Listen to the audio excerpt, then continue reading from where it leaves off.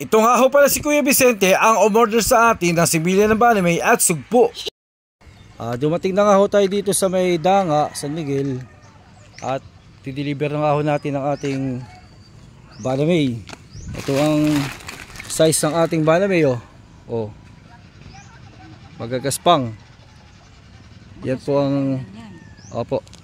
At saka nagdala din ho tayo ng semi-juvenile na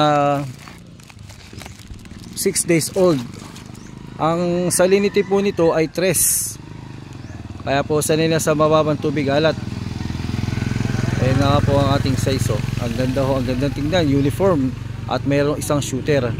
Nandito na nga tayo sa may Sitio Danga, Barangay San Miguel, Kalumpit, Bulacan.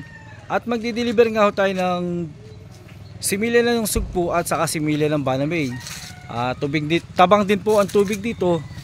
Kaya ang kinuha ho nila ay mababang tubig alat. At saka yung sugpo ay mababa din po at ang Banamay.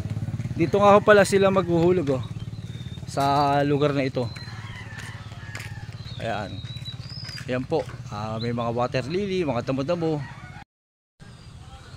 Doon po yung hulog ni Kuya Vicente ang kanyang mga in-order na binhing sugpo at saka Banamay.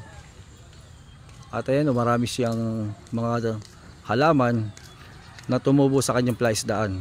Nagdala nga ng timba na may laman tubig si Kuya Vicente na galing sa kanyang plaisdaan para testingin namin ang similya ng Banamay at sugpo kung ito ay pipigsi o mabubuhay sa kanyang tubig. Ayan, pagkalagay nga namin ay hindi naman pumigsi ang similya ng Banamay. At dito naman sa kabila ang sugpo ay ayan, kondisyon naman, hindi man ho namimigsi.